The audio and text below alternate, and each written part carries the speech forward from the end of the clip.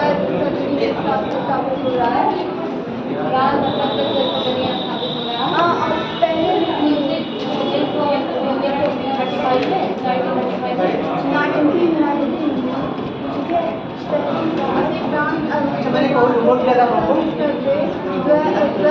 Note किया था मैंने, नोट किया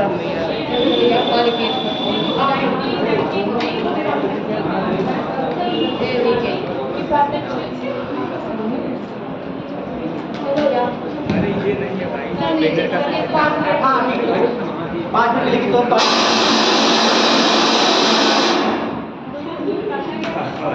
5 मिनट हम लोग ब्रेक लेंगे। 5 मिनट पानी पीकर जाइए आप, ठीक है। किसी को भी पानी नहीं पीना है, पानी पी के आ जाइए आप।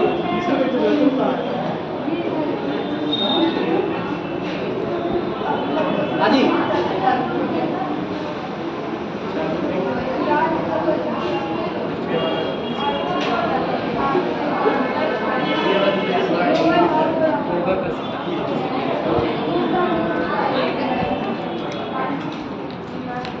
चलिए आप नदी बार में देखकर बारे में बताइए।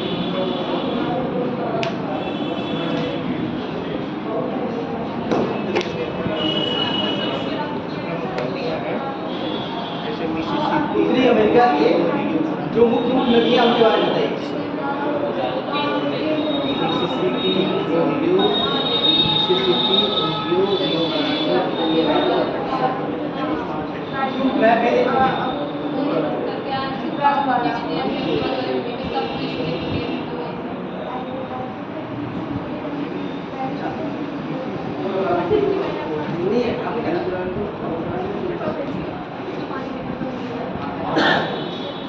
बैठी नहीं क्या?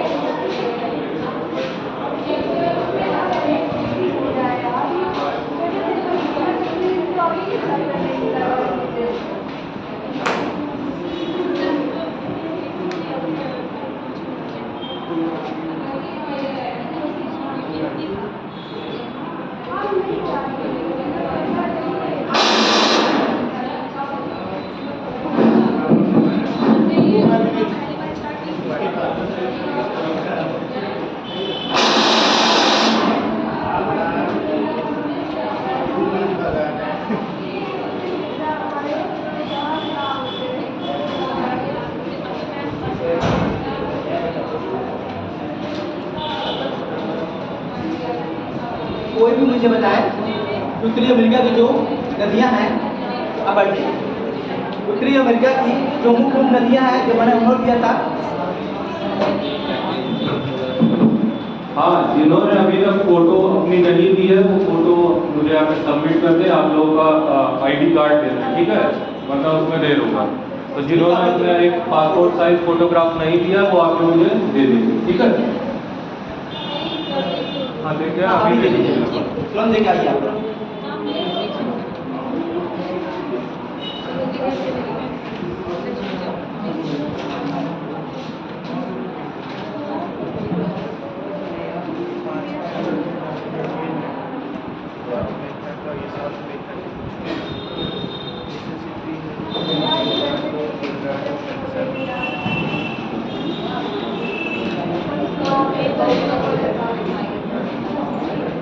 कोई भी बताना है कि आपको मतलब ये कहाँ से इनका ओरिजिन हो रहा है और कहाँ ये गिर रही है, किस महासागर में गिर रही है और ये इनका उद्भव कहाँ से हो रहा है, ये जरूरी है। एग्जाम में यही पूछता है, ठीक है, ध्यान रखना इस चीज़ का। इनका कहाँ से उद्भव है, कहाँ इनका मतलब उद्भव कहाँ से हो रहा है और ये कहाँ गिरती है। इसके बाद इसमें क्या रहेगा, इस पर जो डैम बने हैं वो देखा जाएगा, इस पर जो वाटरफॉल यानी जलप्रपात बने हैं वो देखा जाएगा, ठीक है। पहले ये करना है, इसलिए एक एक स्टेप में हम करा रहे हैं ताकि कुछ चीज़ें पता हो आपको कहाँ कहाँ पे कौन कौन सी चीज़ें चल रही है, ठीक है। तो मैंने सब लोगों से बोला था उत्तरी अमेरिका, मध्य अमेरिका और दक्षिणी अमेरिका ये नदी के बारे में लाने के लिए कहा था। नदियों के बारे में क्या था कि जानकारी डालने के लिए बोला था, कौन कौन सी नदियाँ किस किस महाद्वीप में होकर बहती हैं। किन लोगों ने किया? हाँ जी, आप बताइए। दक्षिण अफ्रीका की उत्तरी अमेरिका बताइए। 4 नाम बता दीजिए नदियों के। ठीक है, मिसिसिपी हो गया, ठीक है। उसके बाद कोलंबिया नाम ठीक है, और बताइए। अच्छा सही बताइए, ईमानदारी पूर्वक आपने नदियों को देखा था? क्यों? देखिए हमने हमेशा से कहा है जो मैं लिखा रहा हूँ, जो मैं पढ़ा रहा हूँ, ठीक है, इससे भी क्वेश्चन आएंगे, लेकिन कितने आएंगे? 50% आएंगे। 50% किससे आएंगे? आपके मैथ से आएंगे। इसलिए मैं बार बार कह रहा हूँ, आप लोग मैथ देखना जरूरी है आपके लिए। अगर मैथ नहीं देखेंगे तो फिर कैसे पता चलेगा आपको?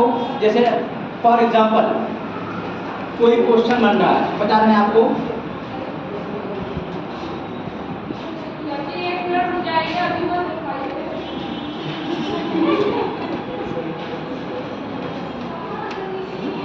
ठीक है। मान लीजिए कोई एक क्वेश्चन है, मान लीजिए कोई नदी है, ठीक है, कोई भी रिवर है जो इंडिया की हो या हो किसी देश की हो या वर्ल्ड की हो, नदी है या इंडिया की हो या कहीं भी की हो, चाहे पाकिस्तान की हो, चाहे वो इराक की हो, चाहे वो उत्तरी अमेरिका की या दक्षिणी अमेरिका किसी भी की हो। एक नदी से आपके कितने क्वेश्चन बनते हैं मालूम है आप लोगों को? पहला क्वेश्चन आपका रहेगा, वो नदी कहाँ से निकलती है?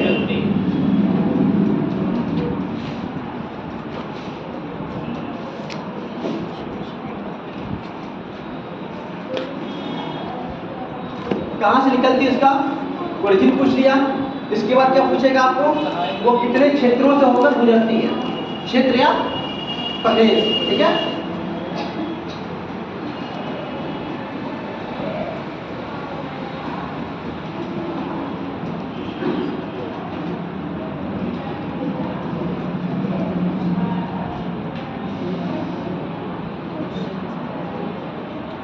ये हो गया, ठीक है।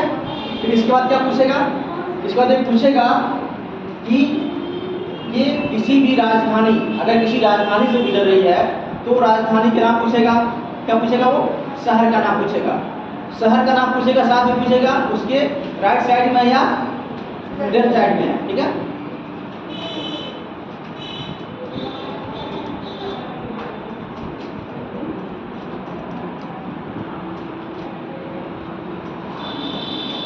ठीक है, ये हो गया। इसके बाद क्या पूछेगा आपको? उस नदी पर कौन सा डैम बना है?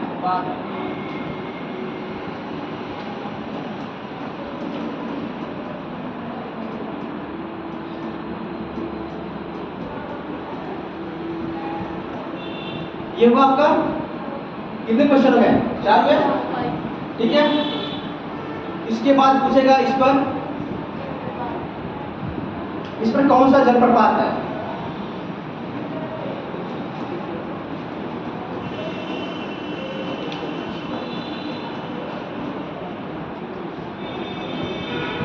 ये हो गया।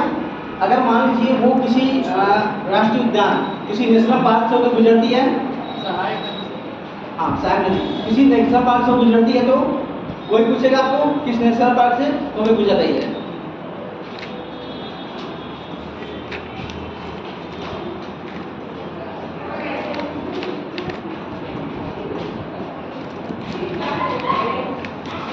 ये हो गया। इसके बाद क्या पूछेगा? उसकी ट्रिब्यूटरी।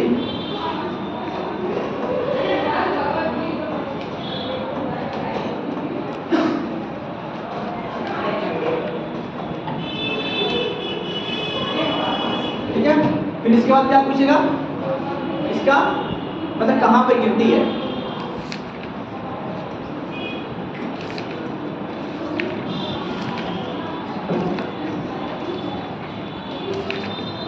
इसके बाद क्या पूछेगा आपका? ये डेल्टा बनाती है या एस्टुरी बनाती है।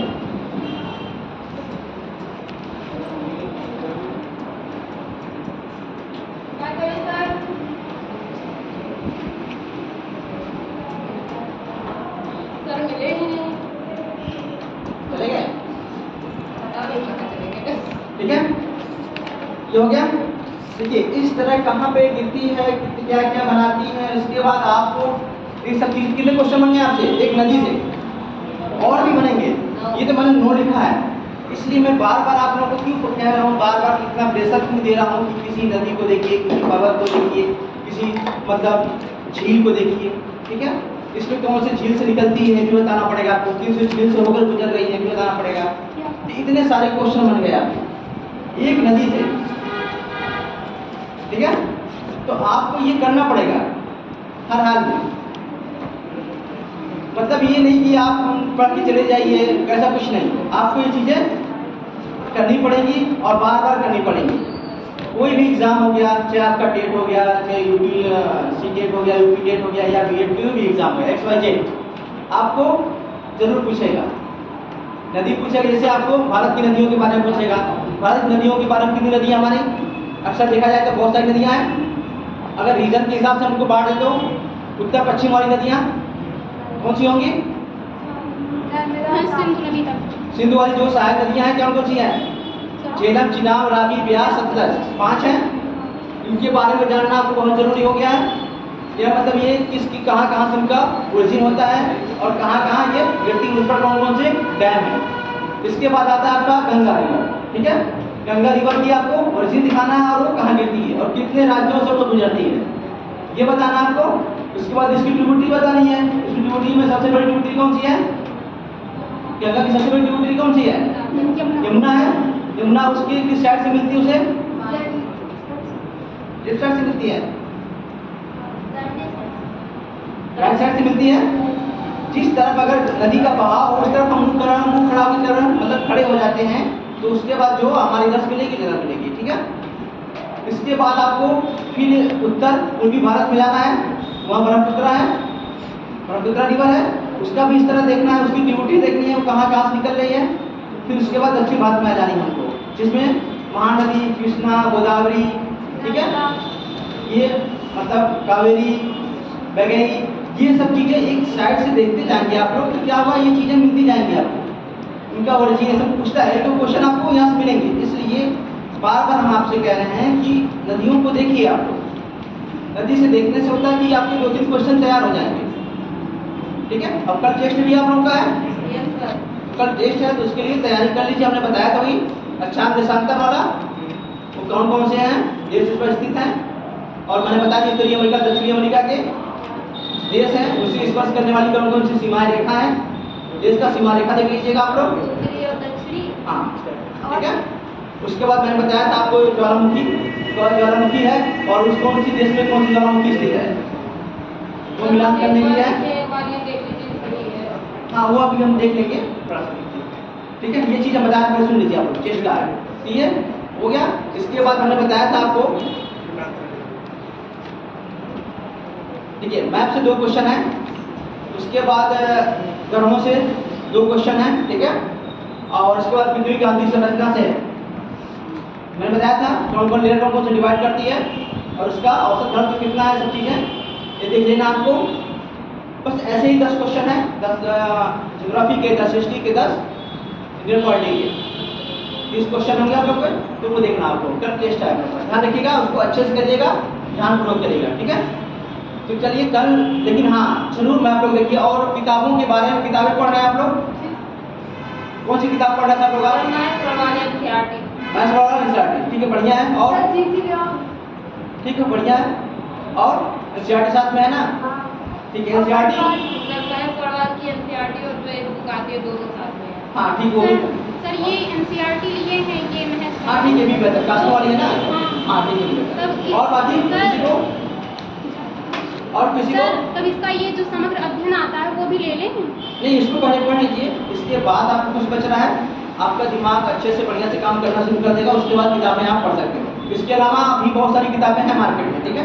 लेकिन पहले क्या करना है आपको, एक किताब को पकड़ना है एनसीईआरटी, पहले उसको पढ़ लेनी है, उसके बाद किताबों को और भी पढ़िएगा। आपको लगता है कि अभी भी मुझे ज्योग्राफी के बारे में जानकारी हासिल करनी है तो किताबों को और लेकर परचेस करके पढ़ लीजिए, ठीक है। मैथ्स और पढ़ लीजिए, एनसीईआरटी पढ़ लीजिए, और भी आपके पास किताबें हैं तो कोई बात नहीं, एनसीईआरटी के साथ उसको अटैच करिएगा, उसके साथ में जोड़ के पढ़िएगा, ठीक है। तो हम लोग कल क्या पढ़ रहे थे, अक्षय हाँ जी, कल क्या पढ़े थे हम लोग? अक्षय और अपरदन। तो अक्षय में हमने बताया कि अक्षय क्या होता है? जो चट्टानें अपने स्थान पर टूटती फूटती हैं उन्हें क्या कहते हैं? अक्षय। अक्षय। और जो उनके टूटे फूटे चट्टानों की एक स्थान से दूसरे स्थान पर ले जाते हैं उन्हें क्या कहते हैं? अपरदन। अपरदनात्मक शक्तियों में कौन कौन सी आती हैं आपकी? पवन, पवन, बहता जल, जल नहीं कहना है, बहता जल, ठीक है, लहरें और हिमानी, ये चीजें आ गई। ओके, तो जाओ तुम बताया था अक्षय 3 तरीके होते हैं, कौन कौन? भौतिक, रासायनिक और जैविक। ठीक है, भौतिक, रासायनिक और जैविक। जिसमें भौतिक और रासायनिक हो चुका था, जैविक करना था, जैविक बचा था सिर्फ, तो जैविक में लिखिए आप लोग।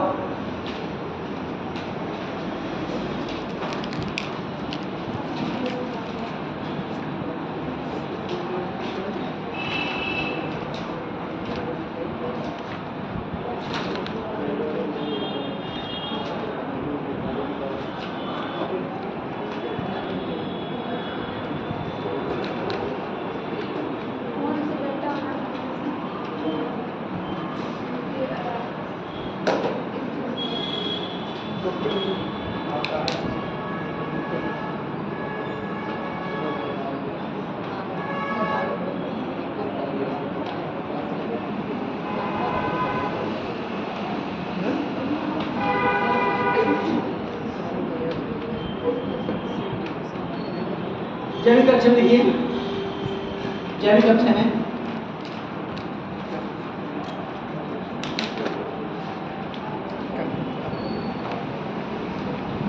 वनस्पतियों, वनस्पतियों, जीव जंतुओं, वनस्पतियों, जीव जंतुओं और मानव द्वारा चट्टानों में, मानव द्वारा चट्टानों में होने वाली टूट-फूट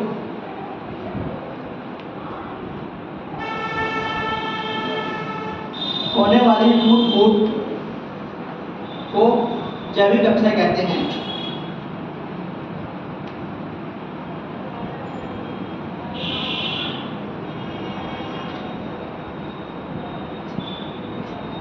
वनस्पतियों में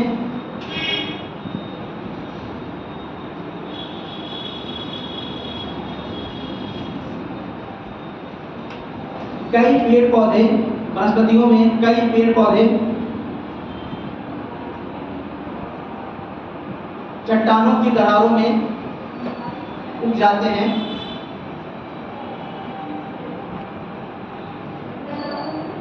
चट्टानों की दरारों में उग जाते हैं और इन पेड़ पौधों की वृद्धि के कारण, और इन पेड़ पौधों की वृद्धि के कारण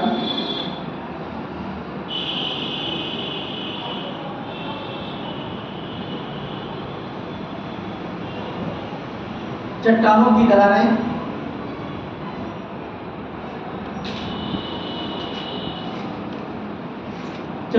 दरारें विस्तृत या बड़ी होकर टूट जाती हैं। चट्टानों की दरारें बड़ी होकर या विस्तृत होकर टूट जाती हैं।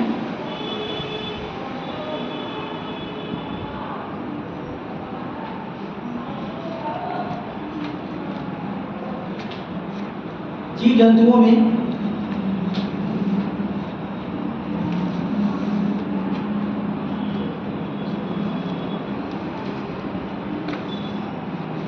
चूहा, नेवला, खरगोश, केंचुए आदि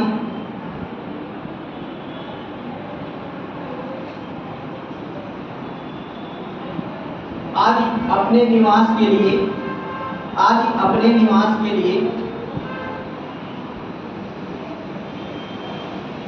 क्या छूटा?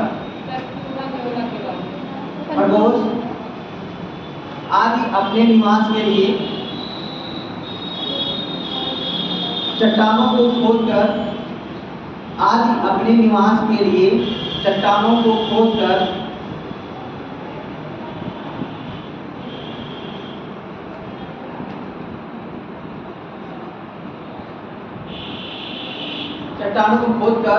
बिल बना के रहते हैं, बिल बना के रहते हैं।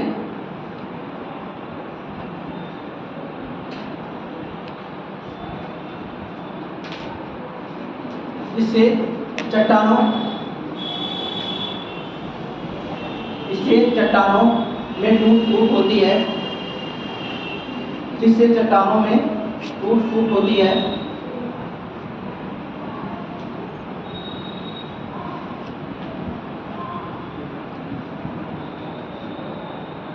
मानव द्वारा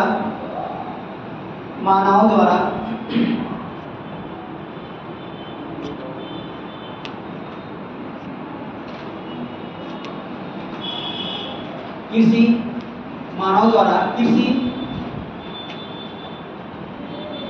भवन निर्माण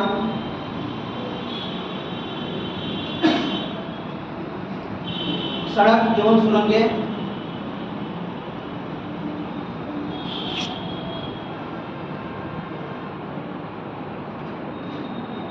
का निर्माण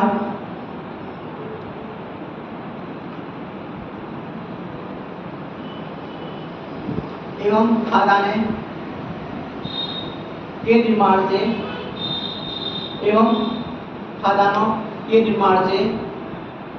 चट्टानों में टूट फूट होती रहती है। खदानों के निर्माण से चट्टानों में टूट फूट होती रहती है।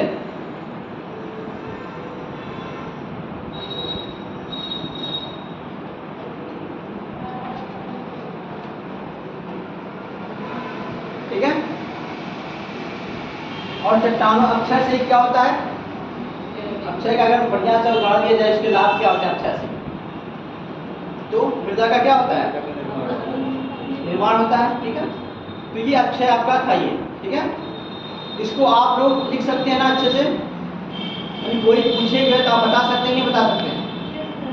अक्षय क्या होता है और अक्षय और अपादन में डिफरेंस पूछे तो बेहतरीन नियोजन में इसमें एक में मोमेंट होता है, एक में ठीक है। तो आपको एक दो शब्द में ही उसको बता देना है। ठीक है। इसके बाद हम लोग देखेंगे पृथ्वी और महासागर की उत्पत्ति। तो आपको बताया था मैंने कि पढ़ कर आइएगा आप लोगों ने पढ़ा था नहीं? सर एक्सफोलिएशन एक होता है। क्या? एक्सफोलिएशन। एक्सफोलिएशन?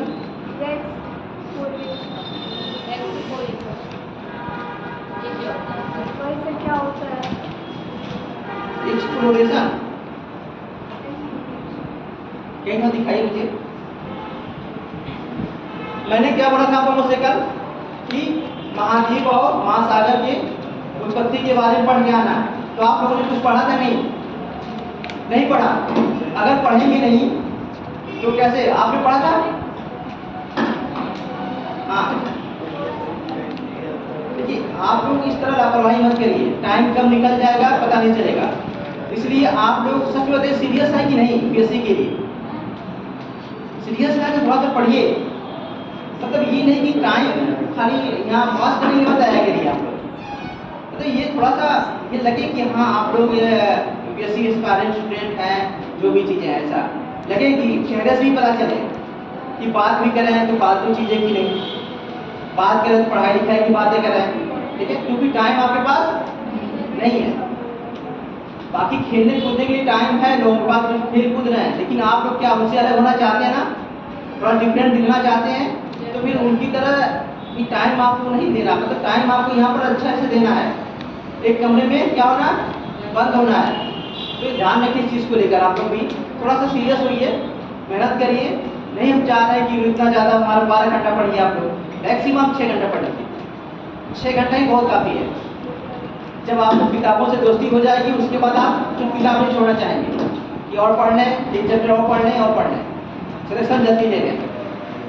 अगर इस तरह का आपको देखना तो बड़े बड़े लोगों के पास जाए करिए, किसी अधिकारी से मिलिए, किसी चीज़ मतलब किसी ऑफिसर से मिलिए, किसी प्रोफेसर से मिलिए, तो वहाँ पता चलेगा उनका स्टैंडर्ड क्या है। इसलिए थोड़ा सा मेहनत करिए आप लोग। ठीक है। तो महाद्वीप महासागर की उत्पत्ति में क्या था? अच्छा, महाद्वीप कितने हैं अभी वर्तमान समय में? 8 कितने हैं? 8 चलिए 8 नाम बताइए आप। 7 है सर। 8 तो नहीं है ठीक है, जितना है बता दें, मुझसे आप पूछेंगे। एशिया है, यूरोप है, हाँ। North America, south America, Africa, Australia और अंटार्कटिका। 8वां बताइए आप। सर जीलैंडिया है। हाँ वो तो ठीक है, वो तो अभी कंसेप्ट अभी आया है। सर वही है आप। हाँ 8वां है वो, जीलैंडिया जो है। कहाँ पर है ये?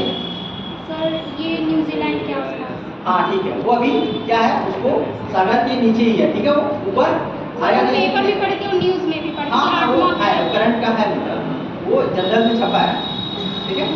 हाँ ठीक है, वो सर ये लोग ठीक है। कितने हैं?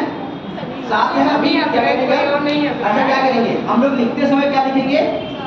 7 है, लेकिन हाल ही में क्या किया जाएगा?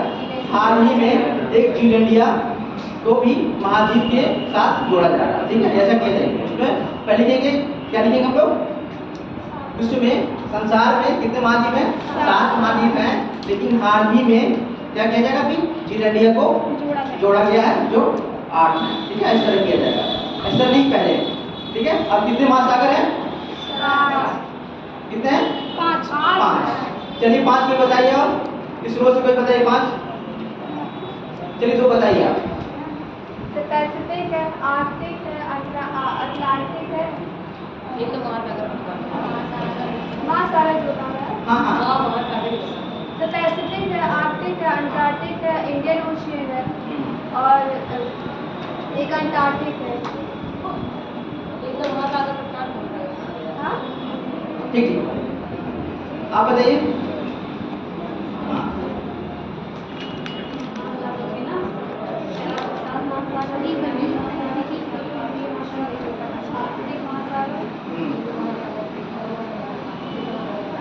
ठीक है। क्या हो गया? पीछे से कोई बताएगा मुझे? कितने महासागर हैं?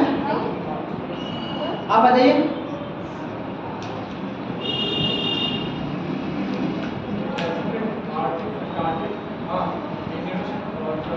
अंटार्कटिक नहीं कहते हैं उसको, आर्कटिक बोलेंगे। ठीक है, तो ये हो गया, सबको क्लियर हो गया। ऐसा कोई भी ऐसा है बंदा कि जिसको नहीं पता है कितने महाद्वीप है, कितने महासागर हैं? यहाँ सबको मैं पूछ रहा हूँ, सबको क्लियर हो गया है? आपको भी पता है?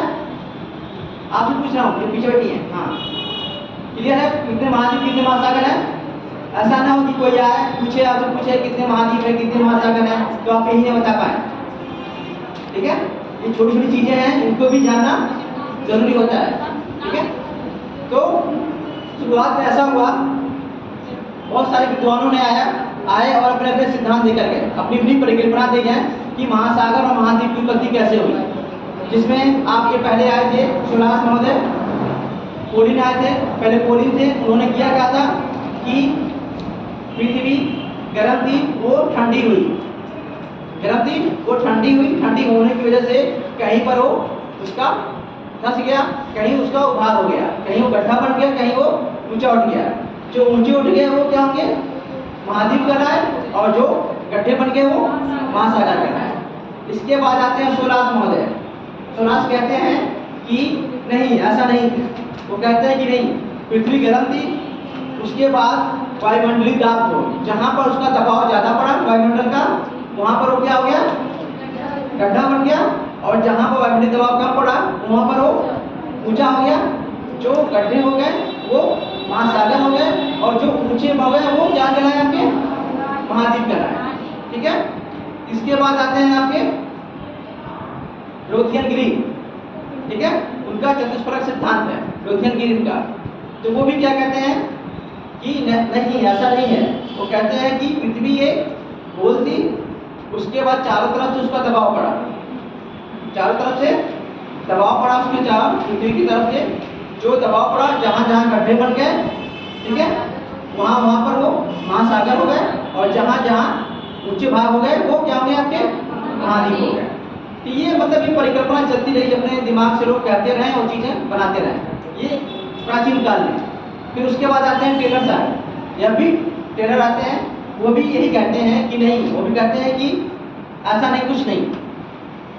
मतलब कार्बोनिफेरस युग में क्या था कि त्रियासी युग में था कि वहाँ पर जो महाद्वीप महासागर क्या थे इकट्ठा, सारे महाद्वीप क्या थे एक साथ थे। बाद में क्या हुआ, कार्बोनिफेरस युग में दो भागों में डिवाइड हो गया। एक हो गया आपका अंगारा लैंड, दूसरा अंगारा लैंड। उन्होंने क्या था लॉरेशिया, ठीक है, एक लॉरेशिया बोला था, दूसरे को क्या बोला था इन्होंने गोंडवाना लैंड, ठीक है। और बाद में ये डिवाइड हो गए और उससे महाद्वीप और महासागर बने। लेकिन बाद में आते हैं वेगनर साहब आते हैं, वो कहते हैं ठीक है, वो कहते हैं पहला जो एक पहले क्या था सागर था और सारे महाद्वीप एक जगह इकट्ठा थे, ठीक है।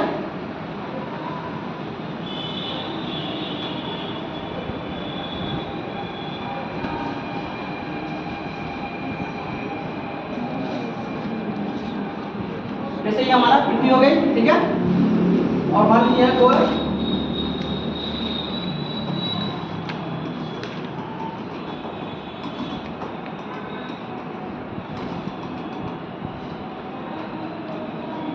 ये स्थलखंड है, इसे क्या कहते हैं हम लोग पैंजिया कहेंगे। और ये जो सागर जलीय क्षेत्र है इसे पैनथ्रासा, ठीक है। उन्होंने कहा कि पहले ये क्या था पैंजिया था, सारे महाद्वीप एक जगह इकट्ठा थे, उसके चारों तरफ क्या था जलीय क्षेत्र था जिसे उन्होंने क्या था पैनथ्रासा कहा। इसके बाद उन्होंने कहा कि कार्बोनिफेरस युग में इसका क्या हुआ विभाजन हुआ, इनमें विभाजन हुआ, दो भागों में टूटा। किस भागों में? दो भागों में। ऊपर वाले को क्या इन्होंने क्या था अंगारा लैंड और नीचे वाले भाग को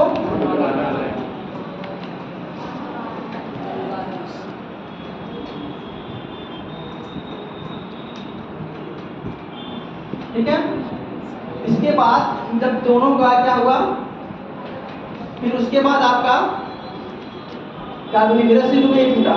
उसके बाद जुरासिक युग में आप लोगों को मैंने अभी युग पढ़ाया नहीं है क्योंकि अभी उसको सिलेबस में दिखाया नहीं, क्योंकि युग को जब डिवाइड करेंगे एरा एपॉक पीरियड क्या होता है, एरा एपॉक पीरियड, जब पृथ्वी से उत्पत्ति से लेकर अब तक जितने भी चल रहे हैं वो चीज़ें उसमें हैं। जैसे आपको हम कहेंगे Azoic, Palaeozoic, Mesozoic, Cenozoic, Neozoic, ये क्या होंगे, ये एरा हो गए। फिर उसके बाद हम उसको एपॉक में करेंगे, tertiary, primary, secondary, tertiary, quaternary, ठीक है।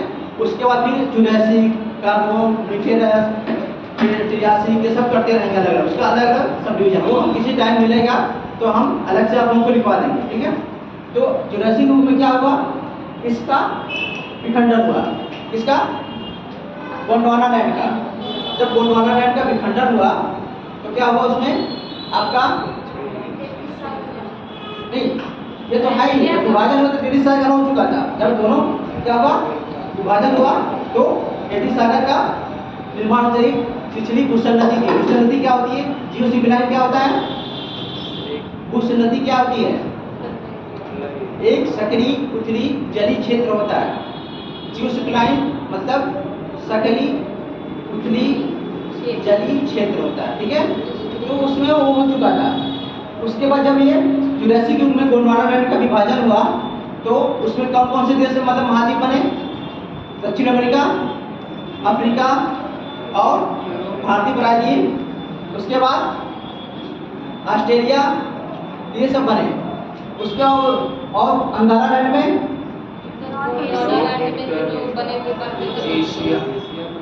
देखिए ये वाला नीचे वाला जो पोर्शन है, देखिए यहाँ पर जो नीचे वाला पोर्शन है ये सब, ठीक है, ये क्या थे, ये सब गोंडवाना लैंड के भाग है।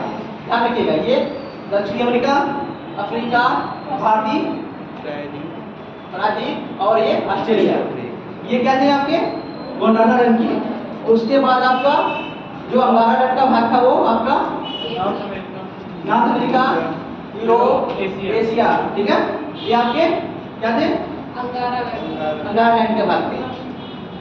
उसके बाद क्या हुआ, ये चीजें जो थी उन्होंने बताया कि बाद में क्या हुआ, भारतीय जो प्रायद्वीप था वो भी पहले दक्षिण तरफ आए, उत्तर पहले उनका विभाजन हुआ तो एक उत्तर की तरफ गया, ये दक्षिण तरफ होगा।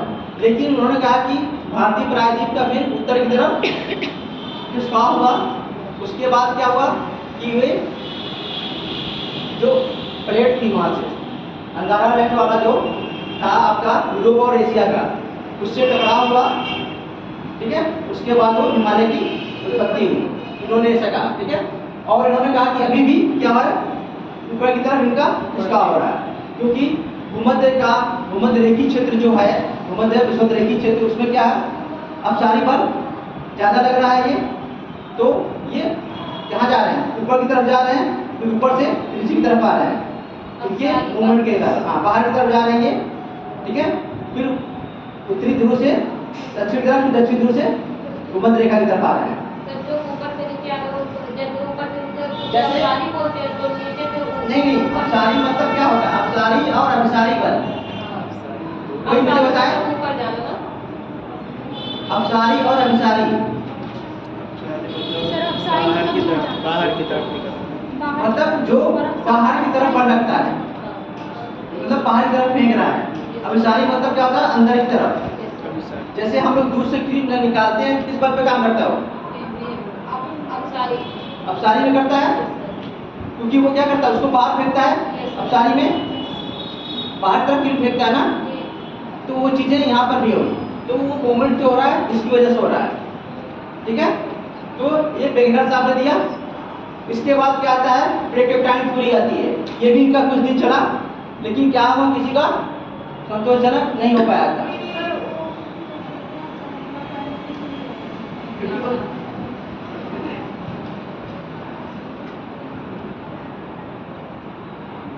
ठीक है। इसके बाद आपका प्लेट टेक्टोनिक थ्योरी आती है, जो अभी तक सबसे अच्छी मानी जाती है और कई मतलब सिद्धांतों पर वो कई मतलब खड़ी करती है, मतलब उसमें नुक्ता चिन्ही नहीं किया जा सकता है, अभी भी वो सही माना जा रहा है। जैसे आपका न्यूटन का सिद्धांत है गुरुत्वाकर्षण का, अभी तक लोग मान रहे हैं उसको सही, उस पर कोई उंगली है और आक्षेप नहीं है अभी तक, तो ठीक है। तो प्लेट टेक्टोनिक थ्योरी में हुआ, विल्सन साहब आए, उन्होंने प्लेट शब्द का जिक्र किया। उसके बाद हैरी हेस ने 1960 में दिया प्लेट टेक्टोनिक थ्योरी। उन्होंने क्या कहा कि नहीं, प्लेटें क्या होती हैं, आपस में टकराती हैं और प्लेटें एक दूसरे से दूर जाती हैं, तो ये सब चीज़ें प्लेटों के हिसाब से होगा, ठीक है। जितने भी महाद्वीप महासागर में जो भी पहाड़ों की उत्पत्ति हुई है, उसमें क्या होता है, मैक्सिमम 7 प्लेटें बड़ी बताई हैं। कौन कौन सी प्लेटें हैं, 7 बड़ी प्लेटें, कोई बताए, उत्तरी अमेरिकन प्लेट, 7 बड़ी प्लेटें कौन कौन सी हैं, नॉर्थ अमेरिका, साउथ अमेरिका, हाँ हो गई, पैसिफिक हो गया, प्रशांत plate, Indian plate, African plate, Eurasian plate, North America और साउथ अमेरिका, ठीक है। ये प्लेटें आपकी बड़ी प्लेटें हैं। इसके बाद छोटी छोटी प्लेटें भी हैं, जिनमें अरेबियन हो गया, कैरेबियन हो गया, कोकोस हो गया, नस्का हो गया, ठीक है। ये छोटी प्लेटें हैं। पृथ्वी की उत्पत्ति, महासागर, मतलब नई चट्टानों की संरचना, ये सब क्या है, इन्हीं के प्लेटों के संचलन के हिसाब से होती है, ठीक है। प्लेटें जिस तरह मूवमेंट कर रही हैं, ज्वालामुखी पर्वत का निर्माण हो रहा है तो प्लेटों के संचलन के कारण हो रहा है, पर्वत का निर्माण हो रहा है तो प्लेटों के संचलन के कारण हो रहा है, ठीक है। आया समझ में। तो प्लेटें कितनी पाई जाती हैं, 7 बड़ी और छोटी छोटी प्लेटें बहुत सारी, लेकिन 7 20 को भी मानते हैं, 20 प्लेटें आपकी छोटी प्लेटें हैं। सर मैग्नेटिक फील्ड को क्यों नहीं माना गया था? क्योंकि वो सारे सिद्धांत को फॉलो नहीं कर पा रहे थे। जैसे पर्वतों के निर्माण के बारे में सही बता नहीं पाया उन्होंने, कुछ पर्वतों को उन्होंने बताया, जैसे कि मान लीजिए ठीक है, ये पश्चिम तरफ जा रहा है, ठीक है, कहाँ जा रहा है, ये पश्चिम तरफ जा रहा है, तो यहाँ के पर्वतों की उत्पत्ति उन्होंने बताई, किस तरह हुआ, टकराने से इस तरह हुआ। लेकिन जो बीच के पर्वतों के थे उनके बारे में उन्होंने बता नहीं पाया, उनकी ये कमी रह गई, इसलिए उनकी आलोचना हुई। और वो इसके बाद में प्लेट टेक्टोनिक थ्योरी आती है, जो सारे चीज़ों को फुलफिल करती है लगभग, यहाँ तक कि उसमें भी आलोचना है, लेकिन लगभग वो सारे सिद्धांतों के सारे क्वेश्चन का जवाब वो देती है। तो अभी हम दिखाएंगे, उसके बारे में हम क्या देंगे, ठीक है।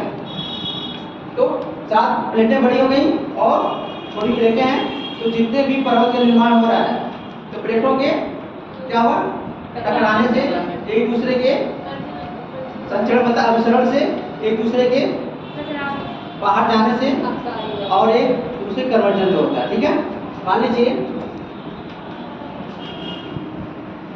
प्लेट है महाद्वीपी हो गई, कितनी हो गई, ये महाद्वीपी प्लेट हो गई। दूसरा महासागरी हो गई। तीसरा महाद्वीपी और महासागरी दोनों आते हैं।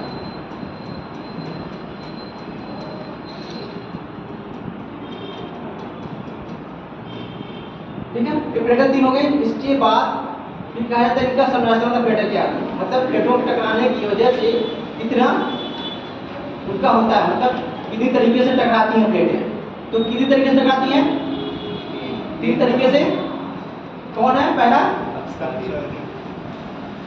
पहले जिन्हें विनाशात्मक कहते हैं या अभिसारी कहते हैं, कई नाम उनके होते हैं। विनाशात्मक मतलब जब दो प्लेटें टकराएंगी आपस में तो कुछ नुकसान होगा एक प्लेट का, जो वो नीचे धंसेगी, उसके बाद वो मेल्टिंग पॉइंट पर जाएंगी, जिन्हें आप पिछली क्लास में बेनियम जोन किसने पूछा था, तो बेनियम जोन में जाएंगी वो, वहाँ पर से फिर वो बाहर निकलेंगी। तो पहला विनाशात्मक या अभिसारी।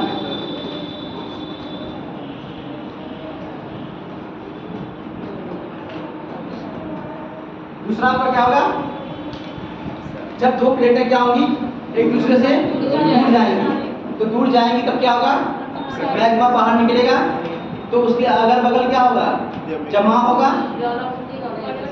हाँ, तो इसी से इसीलिए मैंने क्या बताया था आपसे कि ज्वालामुखी को बाद में देना चाहिए था, लेकिन उपांग के शेड्यूल में उन्होंने पहले दे दिया, जबकि ये चीजें पहले देनी चाहिए थी। ठीक है, हाँ, तो ये हो गया आपका, जब दूर हटेगी तो नीचे से मैग्मा बाहर निकलेगा और अगल बगल जमा करेगा, जिससे नई चट्टानों का निर्माण होगा, संरचना बन रही है, स्ट्रक्चर हो रहा है किसी का। ठीक है, तो वो क्या होगी, आपकी संरचनात्मक प्लेट होगी। इसमें क्या है, जो मतलब कटक के पास जो चट्टानें हैं वो क्या होती हैं, नवीन होती हैं। कटक से जैसे ही दूर हम जाते हैं उतनी वो पुरानी होती जाती है। ठीक है, प्राचीन होती जाती हैं। जैसे हम लोग पढ़ते हैं, अभी तो पढ़े नहीं हैं, पढ़ेंगे खादर और बांगर, इसमें कौन सी नवीन जलोढ़ मिट्टी है, कौन सी पुरानी जलोढ़ मिट्टी है।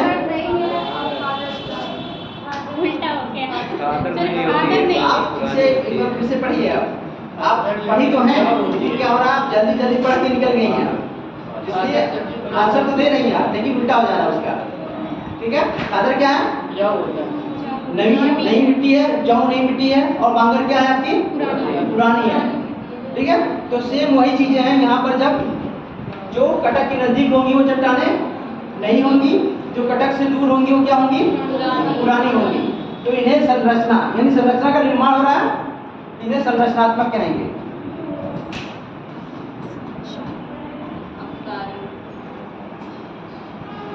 या अपसारी। ठीक है, और तीसरा प्लेट क्या होगा, अपोजिट नहीं, एक दूसरे के पैरेलल, यानी यहाँ पर किसी भी चट्टान का ना तो निर्माण हो रहा है ना विनाश हो रहा है। यहाँ पर ना नई चट्टान बन रही है और ना उसका किसी का टकराव हो रहा है। ठीक है, तो ये चीजें हैं, इसलिए इसको क्या कहेंगे, संरक्षी। क्या कहेंगे इसको, संरक्षी।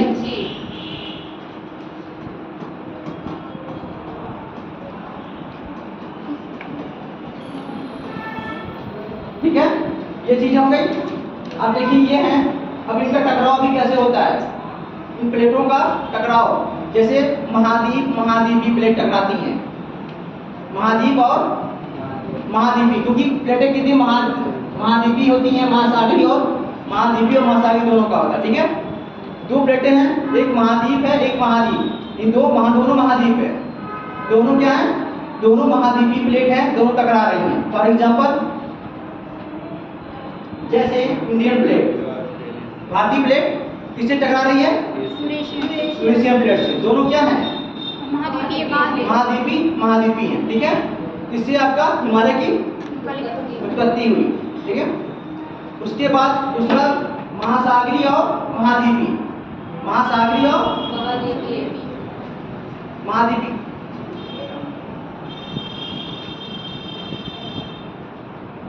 कोई काम है क्या? हाँ ठीक है, क्या होता है? महाद्वीपी और महासागरी। तो महाद्वीपी और महासागरी का फॉर एग्जांपल के लिए कौन सा यूज कर सकते हैं? प्रशांत महासागर का और अमेरिका महाद्वीप का। ठीक है, किसका यूज करते हैं हम? ये पैसिफिक प्लेट और ये पैसिफिक क्या है? महासागरी प्लेट है और ये अमेरिकन प्लेट क्या है? ये महाद्वीपी है। ये हो गया आपका। ठीक है, इसके बाद सागरी सागरी प्लेटों से टकराने से जो भी द्वीपों का भी निर्माण होता है, क्या होता है? हॉट स्पॉट बनते हैं और द्वीपों का निर्माण होता है। जैसे आपके जापान द्वीप हो गया, अल्यूशियन द्वीप हो गया, ये जो द्वीपी क्षेत्र वाले जो होते हैं वो महासागरी और हॉट स्पॉट के लिए उसके लिए जिम्मेदार है। जैसे हॉट स्पॉट जहाँ होता है वहाँ से रेडियोएक्टिव तरंगें चलती हैं, संवहनी तरंगें वो क्या करती हैं? वो आगे की तरफ वो प्लेटों को खिसकाती रहती हैं, तो वे क्या होता है?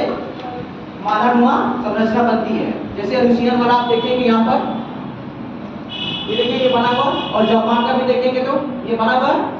ठीक है, तो एक के बाद थोड़ा थोड़ा दूर पर ऐसे ज्वालामुखी का द्वीपीय रूप होता है। ये हॉट स्पॉट क्या है? ये पृथ्वी के अंदर रेडियोएक्टिव पदार्थ ज्यादा पाए जाते हैं, तो वहाँ पर क्या होता है? वो पदार्थ बुरी अवस्था में होता है, वहाँ से संवहनी तरंगें चलती हैं। ठीक है, जो ऊपर आकर क्रस्ट पर प्रेशर मारती हैं और उसको धक्का देती हैं आगे बढ़ने के लिए। ठीक है, वो हॉट स्पॉट मतलब एक गर्म क्षेत्र होता है। ठीक है, ये हो गया, ये चीज हो गई आपकी। तो प्लेटों का मतलब टकराव कैसे कैसे हो रहा है? महाद्वीप और महाद्वीप के रूप में, और महाद्वीप और महासागरी के रूप में, और सागरी के रूप में। तो तीन तरह से हो रहा है इनका। अब मैंने बताया आपको एक सागरी बोला मैंने, ये जो जापान वाला क्षेत्र है, जो द्वीपी जो ज्वालामुखी वाले क्षेत्र है, ये सब सागरी के लिए है, जहाँ पर हॉट स्पॉट पाए जाते हैं और वो उसको प्रेशर देते हैं ऊपर की तरफ और वो आगे तरफ खिसकते रहते हैं। इन्हें अंतरा प्लेट की यानी। ठीक है, समुद्र के अंदर जो सागरी होती हैं वहाँ पर दोनों टकराने से वो चीजें निकलती हैं। इसमें भी क्या होता है, हमेशा ध्यान रखना है, एक हैवी प्लेट जो होती है वो हमेशा नीचे की तरफ जाती है। जो मतलब सागरी क्षेत्र वाली जो प्लेटें होती हैं क्या होती हैं? वो हैवी होती हैं। उनका वो किससे बनी होती हैं? बेसराट से बनी होती हैं। जो सागरी वाली प्लेटें होती हैं किससे बनी होती हैं? बेसराट से। और क्या होती हैं? पतली होती है लेकिन वो हैवी होती है। और महाद्वीप किस चट्टान से बनी होती है? ग्रेनाइट से। मैक्सिमम क्या होता है उसमें? ग्रेनाइट पाए जाते हैं और वो मोटी होती है, लेकिन वो पैसिफिक मतलब सागरी वालों से क्या होती है? वो हल्की होती है। ठीक है, ग्रेनाइट वो ग्रेफाइट होता है। ठीक है, ग्रेफाइट क्या है? ये रूपांतरित क्या है? चट्टान है। ध्यान रखना इस चीज का, पूछा जाएगा। किससे बनता है ये? कोयला से ग्रेफाइट बनता है। तो ठीक है, ये क्लियर हो गया आप लोगों को? हाँ जी, क्लियर हो? कुछ डाउट है बताइए। हाँ, सागरी समझ में आया? महाद्वीप सागरी और महाद्वीप। इसके पहले मैंने कहा था विनाशात्मक प्लेट किनारा, और संरचनात्मक प्लेट और संरक्षित प्लेट। तीन किनारे हैं और तीन तरह से इनका क्या होता है? टकराव होता है। ठीक है, और इससे पर्वतों की उत्पत्ति के जैसे कैसे होता है इसके बारे में जानकारी प्राप्त होती है। ठीक है, तो चलिए इसमें लिखते हैं हम लोग थोड़ा थोड़ा करके। पहले लिखिए महाद्वीप महासागर के उत्पत्ति संबंधी सिद्धांत। अभी समझ में नहीं आ बताइए किसी को।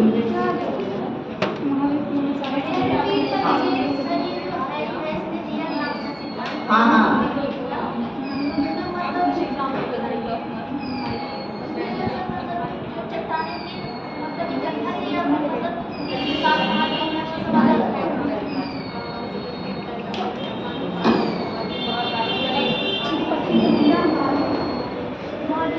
क्या बोलिए?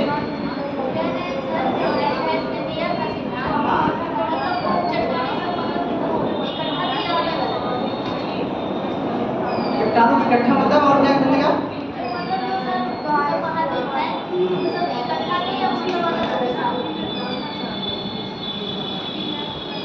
इकट्ठा की बात ही नहीं थी उस टाइम। उन्होंने कहा कि जो भी संचलन हो रहा, अभी भी ये मूवमेंट पहले से भी हो रहा था उसमें, ठीक है, अभी भी उसमें मूवमेंट हो रहा है।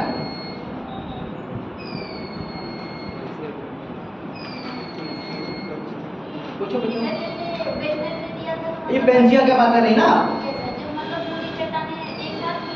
हाँ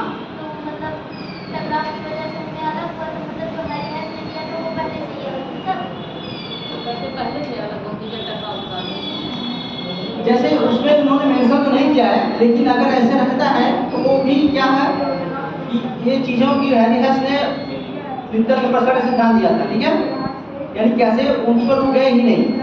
उसको उन्होंने बाद में बस यही कहा कि ये सब चीज़ें नहीं, पहले प्लेटें होती हैं। उन्होंने क्या बोला कि प्लेटें होती हैं जो लगभग एवरेज में 33 किलोमीटर या 35 किलोमीटर की होती हैं, ठीक है, उन्होंने ऐसा दिया। ये प्लेटें क्या हुई, ये इधर उधर क्या हुई, इनका मूवमेंट हो रहा है। मोमेंट वो चीज़ें पेंजिया उंजिया का उनका कोई मतलब था नहीं, ठीक है। उन्होंने कहा इनका संचलन हमेशा होता रहा है, अभी भी मोमेंट इनका होता रहा है, मतलब ये गतिमान है। पहले से उन्होंने ऐसा नहीं कहा कि पेंजिया था पेंथलासा था। उन्होंने क्या कहा, ये हमेशा से गतिमान, अभी भी ये गतिमान ही है, ठीक है। इनका ऐसा मतलब नहीं था पेंजिया पेंथलासा, उन्होंने ऐसा कुछ भी नहीं कहा था। ये सिर्फ इन्होंने कहा था, ये वेंगर साहब ने कहा था। और इन्होंने वेंगर साहब ने क्या कहा था, और जिग्सा फिट का सिद्धांत दिया था। जिग्सा फिट, इसका मतलब क्या होता है, जिग्सा फिट, साम्य अवस्था। मतलब अगर हम इन, देखिए ये साउथ अमेरिका है, सबको साउथ अमेरिका दिख रहा है, साउथ अमेरिका और ये अफ्रीका, अगर इसको यहाँ फिट कर दें हो जाएगा, हो जाएगा। उसके बाद इसको यहाँ पर फिट कर दिया हो जाएगा उत्तरी अमेरिका, यानी सब एक दूसरे से सब मिले हुए थे। इसी वजह से इसको जिग्सा फिट उन्होंने कहा, साम्य अवस्था का सिद्धांत का, यानी ठीक है। और उन्होंने बताया भी कि जो यहाँ पे पाई जाती हैं चट्टानें, वो यहाँ भी उसके अंश पाए जाते हैं। जो भी वनस्पतियाँ यहाँ पाई जा रही हैं, उसके अंश यहाँ पर दक्षिण अमेरिका में भी पाए जाते हैं, ठीक है। ये चीज़ें थी वहाँ पर, उन्होंने दिया था। लेकिन हैरियस ने ऐसा कुछ कहा नहीं था। वो कहते हैं प्लेटें थी, उन्होंने क्या दिया, प्लेट का सिद्धांत दिया कि हमेशा प्लेट रही और प्लेटें हमेशा संचलन करती हैं और संचलन करती रहेंगी, ठीक है। आप समझ में कुछ? सर इनकी जो थ्योरी थी इसमें क्या कमी थी? क्या मतलब इनकी थ्योरी में भी क्या कमी थी? मतलब आप हैरियस में, हाँ प्लेट पे कमी थी। ठीक, उसको भी हम बता दें। पहले लिखिए सिद्धांत, महाद्वीप और महासागर व्युत्पत्ति सिद्धांत, महाद्वीप और महासागर व्युत्पत्ति का सिद्धांत।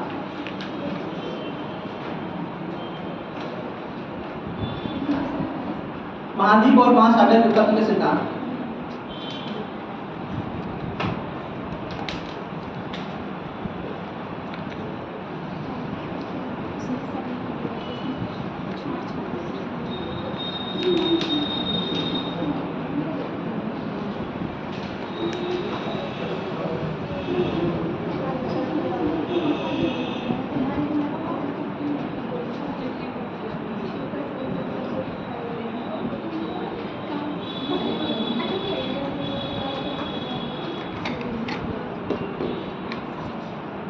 देखिए महाद्वीप एवं महासागर प्रथम श्रेणी उच्चावच होते हैं। महाद्वीप एवं महासागर प्रथम श्रेणी उच्चावच होते हैं। महाद्वीप एवं महासागर प्रथम श्रेणी उच्चावच होते हैं। यदि श्रेणी कौन कौन से आते हैं?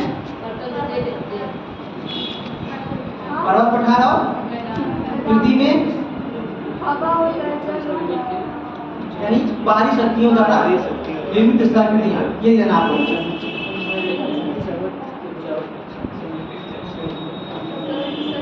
ठीक है, इनकी उत्पत्ति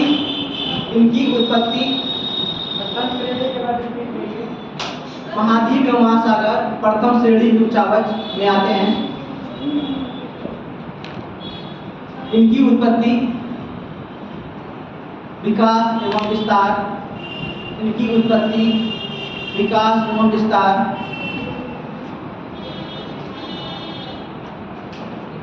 के विषय में, इनकी उत्पत्ति, विकास एवं विस्तार के विषय में अनेक विद्वानों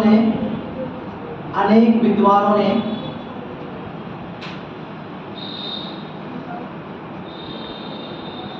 अलग अलग मत प्रतिपादित किए, अलग अलग मत प्रतिपादित किए।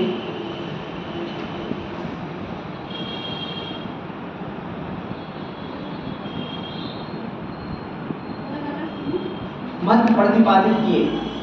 पहला कोलिन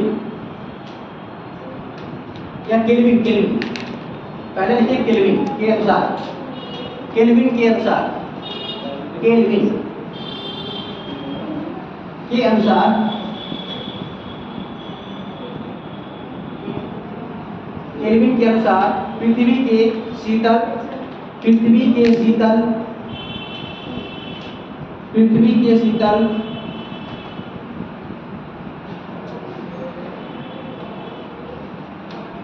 होते समय, पृथ्वी के शीतल होते समय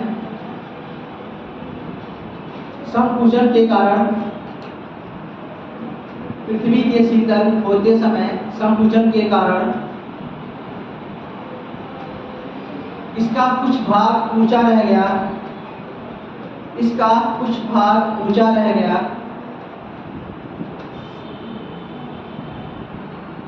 और कुछ भाग नीचा रह गया।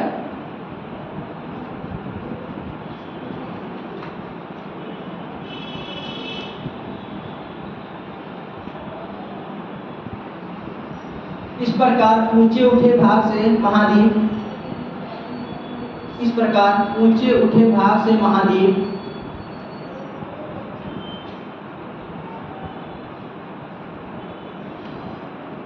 एवं निचले भाग से सागर की उत्पत्ति हुई, निचले भाग से सागर की उत्पत्ति हुई।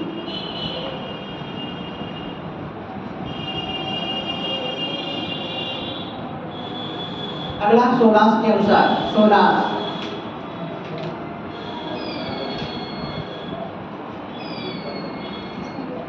सर इसका सन नहीं इम्पोर्टेंट है।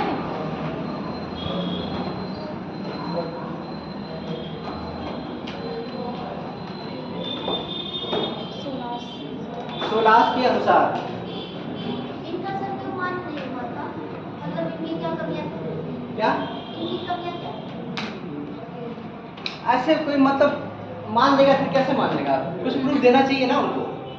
आज के ज़माने में क्या है, अगर हम कहते हैं कि एक आदमी मैंने देखा उसके पंख से उड़ रहा था, क्या मतलब उसके पंख थे और वो मतलब तितली या चिड़िया की तरह उड़ रहा था, कितने लोग मानेंगे? सर कोई प्रमाण देंगे तब जानेंगे। इन्होंने प्रमाण दिया नहीं इस चीज़ का लेकर, इसलिए उनका क्या हुआ? आज के ज़माने में क्या है, हर चीज़ का क्या होता है, हम लोग बुद्धिमान मतलब क्या है, प्राणी हैं, तो बुद्धिमान प्राणी क्या चाहेगा, मतलब दिमाग ईश्वर ने दिया हम लोगों को, उसका भरपूर उपयोग करेंगे तर्क वितर्क के साथ। तो यही हमने कहा कि अगर मैं कहूँ कि मैंने आज देखा एक आदमी पंख के साथ उड़ रहा था, तो कितने लोग मानेंगे यहाँ पर? कितने सारे लोगों में से शायद कोई भी न माने, ठीक है, क्योंकि सबके पास क्या है, तर्क वितर्क करने की क्षमता है। तो इसलिए इन्होंने प्रमाण नहीं दिया, प्रमाण न देने के कारण क्या होगा, फेल हो गया। ठीक है, सब अपने अपने सिद्धांत देते रहे, ऐसे चीजें होती रही अपने मन से चीजों को लेकर। तो इसका कुछ आधार तो होगा कि किस आधार पर इन्होंने ये कहा था, स्टेटमेंट दिया? बस उन्होंने जैसे कि क्या होता है, कोई मतलब गेंद हो, कोई मतलब गेंद हो या मतलब गर्म चीज हो गोलाकार, उसे ठंडा करेंगे तो कैसा होगा, कहीं सिकुड़ेगा, तो उन्होंने उसी को आधार बनाया था। कोई भी गोली चीज हो, गोला खोखला गोला हो, अगर उससे गर्म करें और कुछ देर के लिए छोड़ दें तो सेम तो कंडीशन नहीं रहेगी, सेम कुछ तो कुछ उसमें डिफरेंस आएगा, कहीं गड्ढे होंगे, कहीं उसका ऊंचाई होगी, तो उसी को उन्होंने आधार मान कैसा किया। लेकिन ये चीज़ें आने वाले समय में लोग जैसे जैसे विकास होता गया, लोगों को पढ़ने लिखने लगे, जो को रिसर्च करने लगे, तो लोगों को क्या हुआ, जैसे पहले क्या था, पहले लोग कहते थे सूर्य जो है पृथ्वी का चक्कर लगाता है, पहले क्या कहते थे लोग, सूर्य पृथ्वी का चक्कर लगाता था। लेकिन बाद में क्या हुआ, धीरे धीरे लोगों को चीजें समझ में आई, लोगों ने चीजें समझा, अच्छे से देखा, उसको रिसर्च किया, तो क्या पता चला, नहीं गलत है, पृथ्वी अब सूर्य का चक्कर लगा रही। ये चीजें समय के साथ बदलती रहती, जैसे ये मतलब कुछ चीजें होती एक परिकल्पना, इसलिए इसे क्या कहते हैं, परिकल्पना, इसे सिद्धांत नहीं कहते। क्या कहते हैं इसे? हाइपोथेसिस। क्या बोलते हैं इसे? जब तक कोई मतलब प्रमाणित नहीं होता है तब तक वो क्या कहती है? हाइपोथेसिस कहलाती है। परिकल्पना यानी कल्पना आ गई इसमें, उन्होंने कल्पना से जो परे हो, क्या कहते हैं? चीजों के लेकर इस तरह। परि मतलब क्या होता है? आवरण। परि का परिकल्पना, यदि परिकल्पना को हम संविच्छेद करें तो परि प्लस कल्पना। परि का मतलब आवरण, जो कल्पना का पूरा उस पर आवरण। आवरण होना, पर्यावरण का क्या कहते हैं? परिधान। तो फिर चलिए, तो सोलास के अनुसार, सोलास महाद्वीप एवं महासागरों की उत्पत्ति, सोलास के अनुसार महाद्वीप एवं महासागरों की उत्पत्ति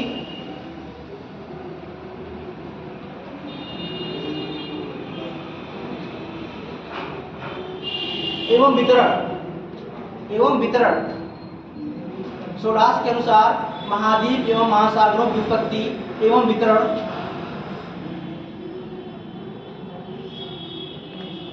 वायुमंडल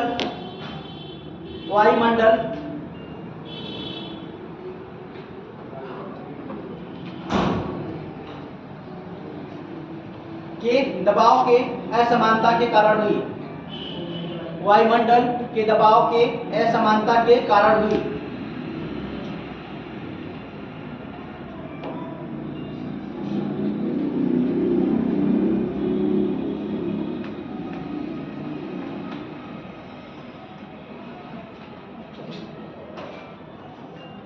ठीक है, जहां पर वायुमंडलीय दबाव अधिक था, जहां पर वायुमंडलीय दबाव अधिक था वहां क्या हुआ? महासागर की उत्पत्ति हुई। जहां पर वायुमंडलीय दबाव अधिक था वहां महासागर की उत्पत्ति हुई, और जहां पर वायुमंडलीय दबाव कम था वहां पर क्या हुआ? महाद्वीप की उत्पत्ति हुई। ठीक है, ये इनके अनुसार था, सोलास के अनुसार।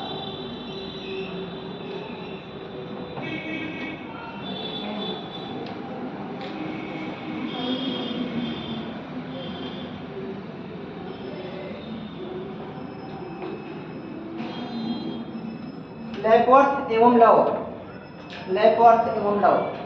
के अनुसार, लैपवर्थ एवं लव, लैपवर्थ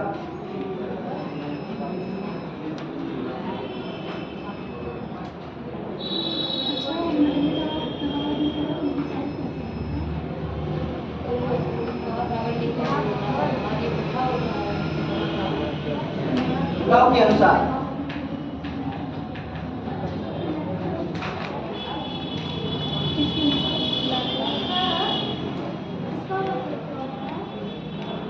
हाँ जी,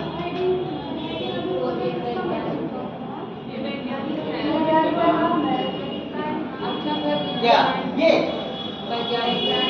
वो पूछ रही है कि इसका मतलब क्या? वैज्ञानिक भूगोल में वैज्ञानिक नहीं होते हैं, साइंस में वैज्ञानिक होते हैं,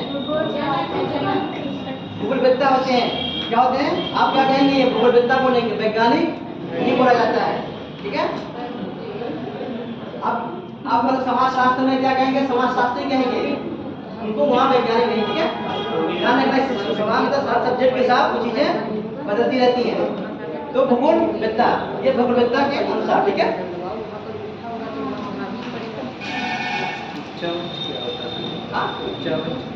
उच्चावच, उन्होंने पूछा उच्चावच। ठीक है, जहां पर ऊंचाई और क्या हो? नीचाई हो, बहुत सारी।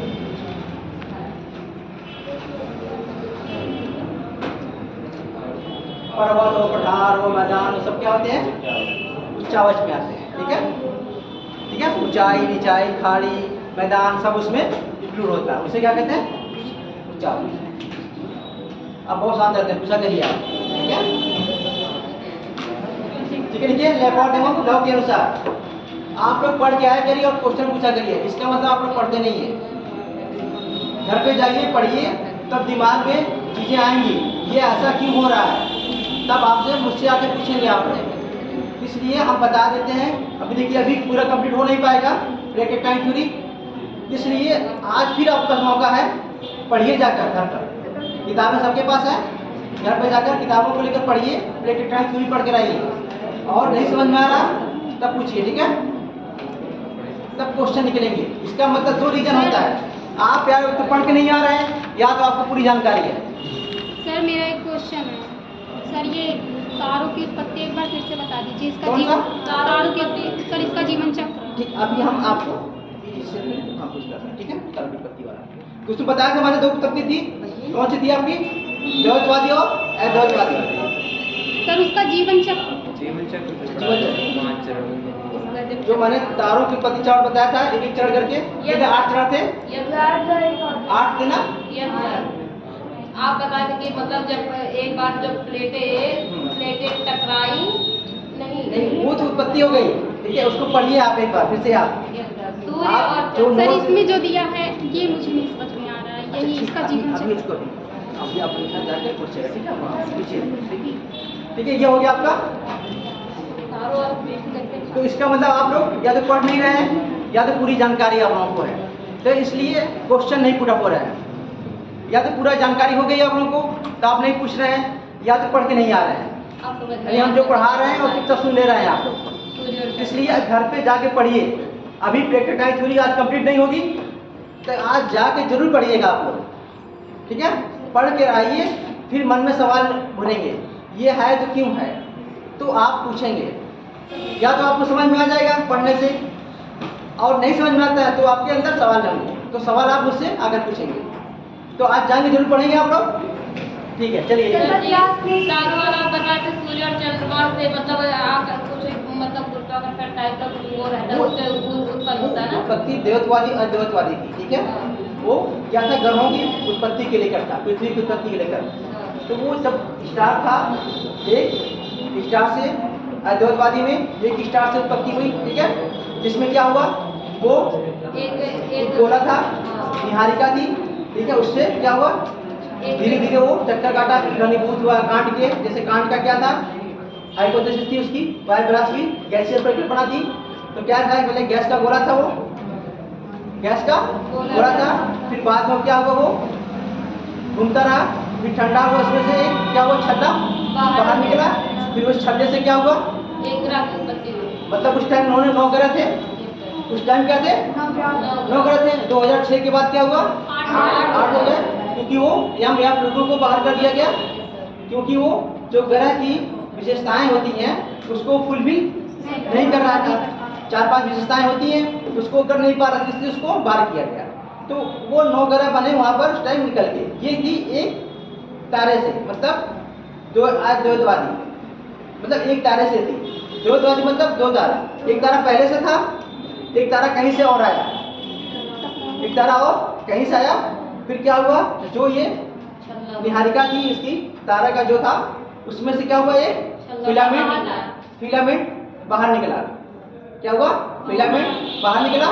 उसके बाद वो फिलामेंट ना तो उसके गुरुत्वाकर्षण के अंदर आया, ना ही जो पहले वाला तारा था उसके गुरुत्वाकर्षण के क्षेत्र में आया, तो वो बाहर ही घूमता रह गया, ठीक है, बाहर ही क्या करना, घूमता रहेगा। बाद में वही क्या हुआ, ठंडे होकर सफीत होकर फिर वो 9 ग्रहों में बने। पहला वाला क्या था, कांट का था, दूसरा आपका 2 तारा का सिद्धांत था, ठीक है, न्यूटन का।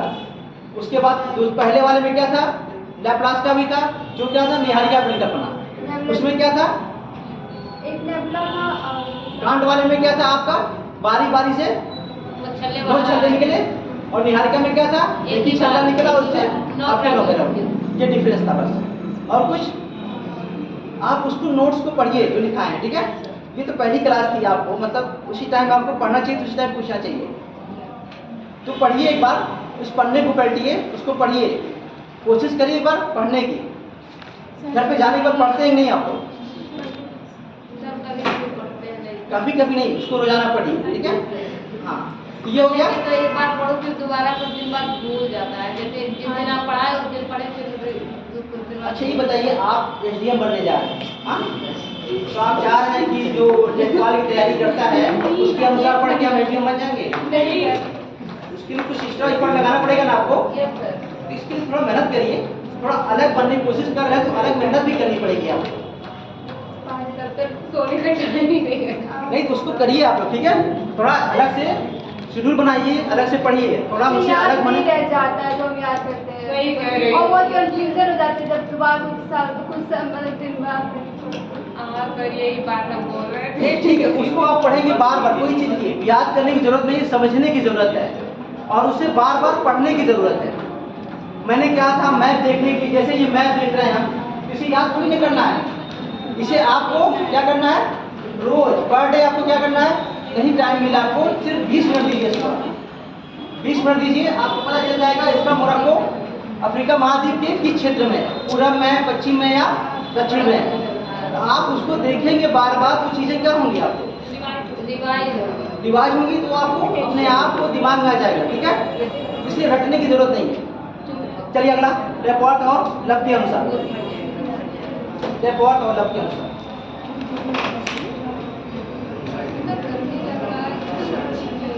महासागर एवं महाद्वीपों की उत्पत्ति, महासागर एवं महाद्वीपों की उत्पत्ति, रिपोर्ट एवं लब्ध के अनुसार महासागर एवं महाद्वीपों की उत्पत्ति, महासागर एवं महाद्वीपों की उत्पत्ति,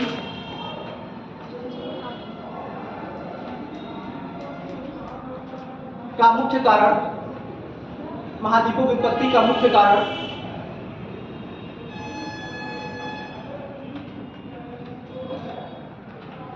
पृथ्वी के ऊपरी धरातल पर, पृथ्वी के ऊपरी धरातल पर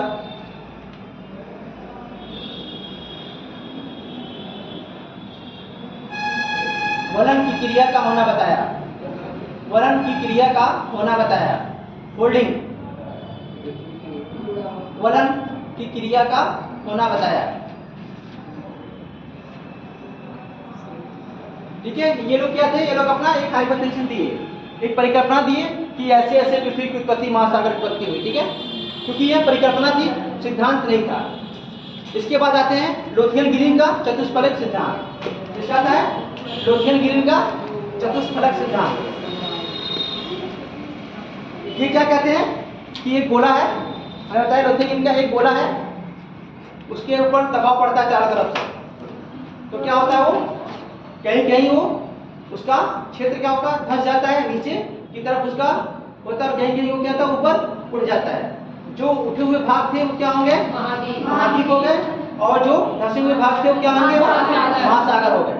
इनका भी ये लोथियन ग्रीन है, चारों तरफ मान लीजिए कोई एक क्या है गोला है, इधर से दबाव पड़ा, इधर से और इधर से, चारों तरफ से उसके ऊपर दबाव पड़ा, ठीक है। अब जैसे उन्होंने कहा कि जो उठे भाग होंगे, 4 भाग क्या होंगे, ये उठ गए, इधर उठ गया, ये इधर उठ गया, इधर उठ गया, इधर उठ गया। तो उन्होंने कहा उत्तरी अमेरिका, दक्षिणी अमेरिका, ठीक है, एक अफ्रीका बता दिया, एक अंटार्कटिका बता दिया, एक एशिया बता दिया उन्होंने कि ये 4 महाद्वीप हो गए। और महासागर उन्होंने बता दिया, एक पैसिफिक हो गया, एक आपका हिंद महासागर हो गया, एक आपका अटलांटिक महासागर और एक आर्कटिक महासागर। उन्होंने इसे बता दिया कि ये चीजें घटना घटी, यानी चारों तरफ से दबाव डालने से 4 महाद्वीप हो गए और 4 महासागर की उत्पत्ति हो गई, ठीक है। इनका ये सिद्धांत था, इसमें लिखिए लोथियन ग्रीन के अनुसार, तो लोथियन ग्रीन का चतुष्फलक सिद्धांत लिख लीजिए, लोथियन ग्रीन का चतुष्फलक सिद्धांत, लोथियन ग्रीन का चतुष्फलक सिद्धांत।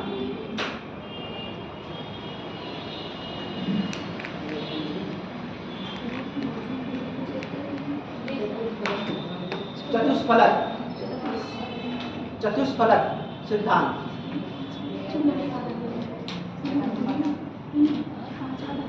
ये सिद्धांत भी संकुचन पर आधारित था, ये सिद्धांत भी संकुचन पर आधारित था।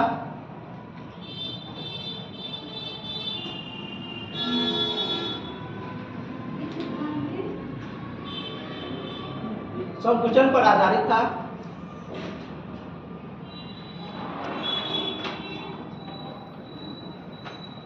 इनके अनुसार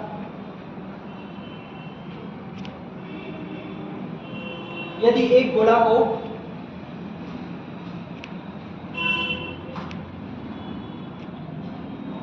धरातल के चारों तरफ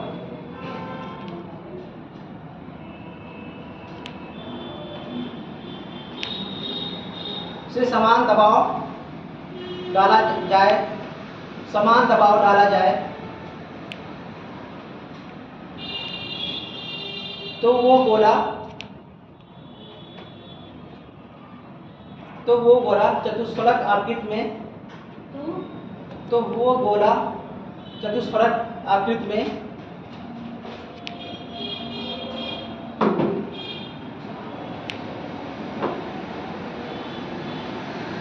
परिवर्तित हो जाएगा। चतुष्फलक आकृति में परिवर्तित हो जाएगा।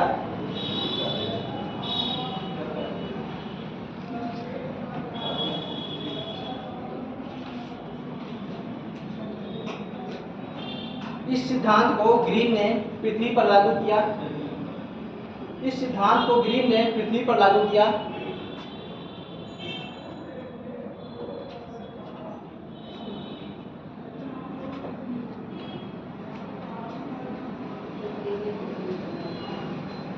उनके अनुसार चपटे भागों पर महासागर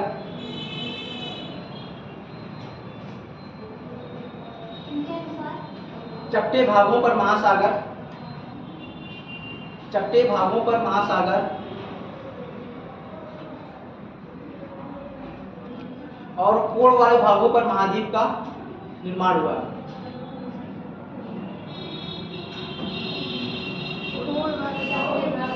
महाद्वीप का निर्माण हुआ।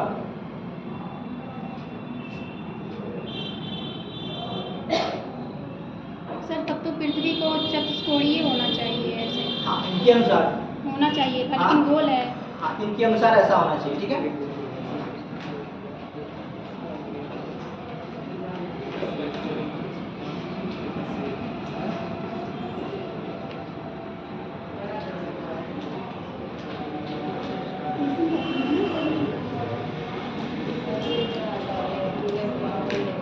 ठीक है, अब लिखा जाएगा वेगनर का महाद्वीपीय विस्थापन सिद्धांत।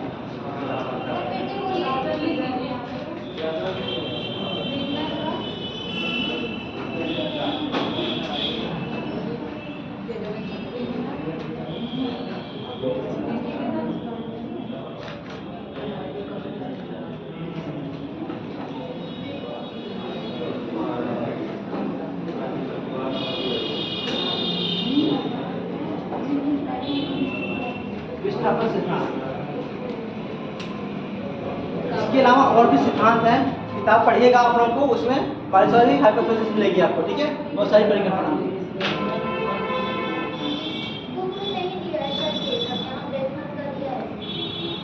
इसमें नहीं दिया, ये मैथ्स मॉडल में नहीं है क्या सर वेगनर वाला? हाँ। है इसमें है तो यहाँ पर इसमें वेगनर का दिया है, लेकिन और सब नहीं दिया है। देखिए वेगनर का दिया इसमें, वो हमने कहा ना वो सिर्फ मान्यताएं हैं, इसलिए उसको ज़्यादा इंपॉर्टेंस नहीं दिया गया है। वो तो मैंने लिखवा दिया आपको, कभी लिखने के आए तो। ठीक है, क्या समय वो सब मान्यताएं हैं, तो उसको लिखने की जरूरत नहीं है। वो इसलिए मैंने उसको थोड़ा थोड़ा करके आपको बता दिया है कि एक दो लाइन में, कि आप लोग जाने ऐसे लोग भी थे जिन्होंने दिया था परिकल्पनाएं, इसीलिए उसको हाइपोथेसिस कहते हैं, उसको सिद्धांत नहीं कहते हैं, क्योंकि उसमें कोई भी ज़्यादा बड़ा भी चीज़ है मतलब सही नहीं बैठ रही थी, इसलिए उनको हाइपोथेसिस भी रखा जाता है। वो परिकल्पना, जैसे आप भी कुछ परिकल्पना कर लीजिए, आप भी अपना रख दीजिए। हाँ, 35 पड़क वाला ठीक है, वो है, लेकिन तो कोई बात नहीं, थोड़ा बहुत उनका होगा, लेकिन उनका भी ऐसी कोई ज़्यादा, अभी आपका जो करंट में है वो प्लेट टाइम थोड़ी है, उस पर ही सारी चीज़ें टिकी हुई है।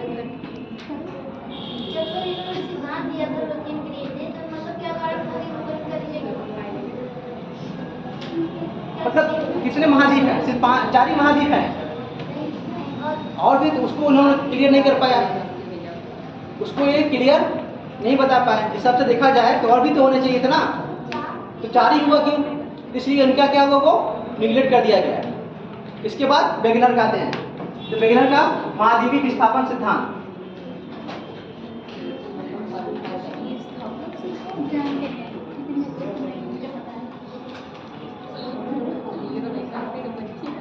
ठीक है।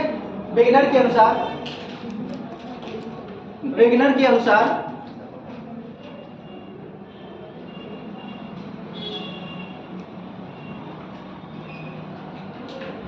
कार्बोनिफेरस युग में सर ये जो युग वाला है इसका सीक्वेंस बता दीजिए। हाँ, युग वाला का जो युग वाला है उसको हम बताएंगे आपको। कहता है Azoic, Palaeozoic, Mesozoic, Cenozoic, sir ये लिख दीजिए अच्छे से बताएंगे हम आपको, ठीक है।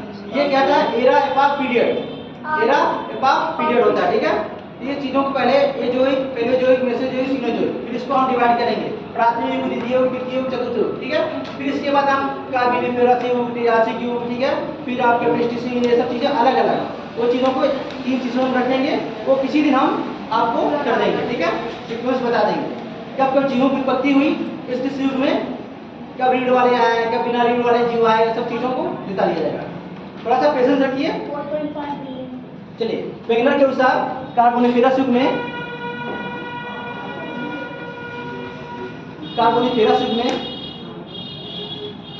पृथ्वी के सभी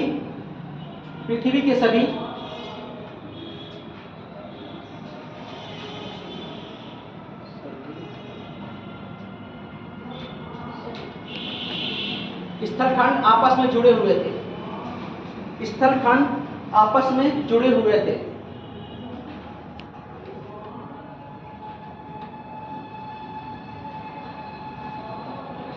इस स्थलखंड को उन्होंने पैंजिया कहा।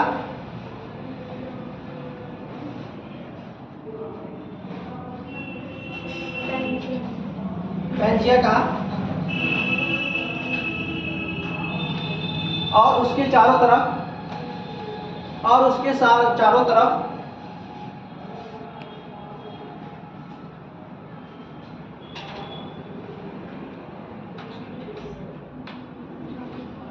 एक महासागर का विस्तार था,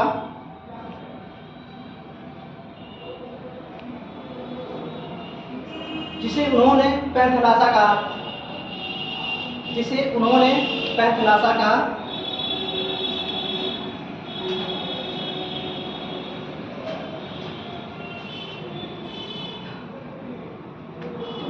कार्बोनिफेरस युग से लेकर ट्रियासिक युग तक कार्बोनिफेरस युग से लेकर ट्रियासिक युग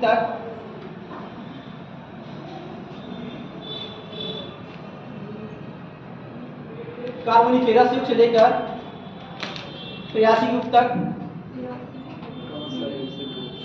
ट्रियासिक, हाँ जी।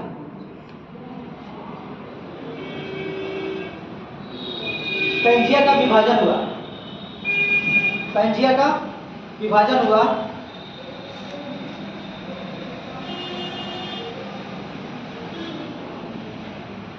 जिसका एक भाग उत्तर की तरफ और दूसरा भाग दक्षिण की तरफ।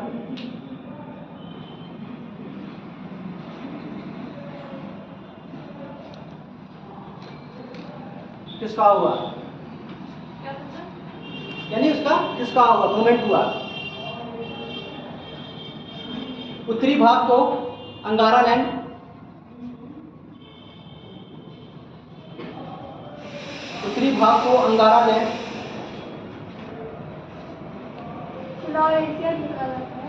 हाँ, तो उन्होंने एफ.बी. टेलर ने कहा था, उसको क्या कहा था, अंगारा लैंड को लारेशिया बोला था। नहीं, अंगारा लैंड को लारेशिया ही कहा था, ठीक है।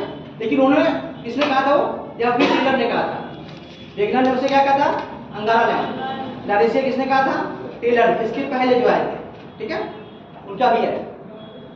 तो लारेशिया नहीं है, उसको जहां अंगारा लैंड है वहां कोष्टक में लारेशिया कर दीजिएगा। कभी ये आए एग्जाम में तो ऐसा ना हो कि कंफ्यूजन हो आपको, ठीक है। उत्तरी वाले क्षेत्र को लारेशिया भी कहते हैं, अंगारा लैंड को। देखिए विद्वान अलग अलग है, ध्यान रखिएगा। उसको एफ.बी. टेलर ने कहा था।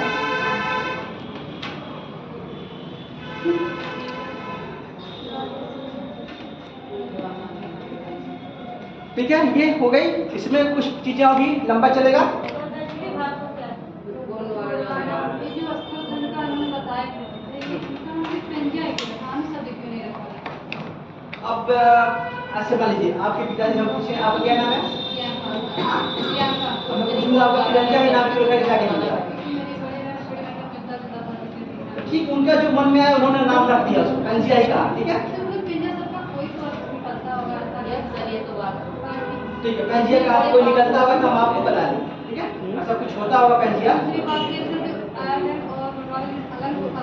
हाँ, ये देखिए उसके मृत्यु बल था, ठीक है, उसका मूवमेंट था। ठीक है, अभी इसके बाद ही हुआ था उसका मृत्यु बल, मूवमेंट और उसका जो अवतारी बल जो भी था उसके हिसाब से वो अलग हुआ।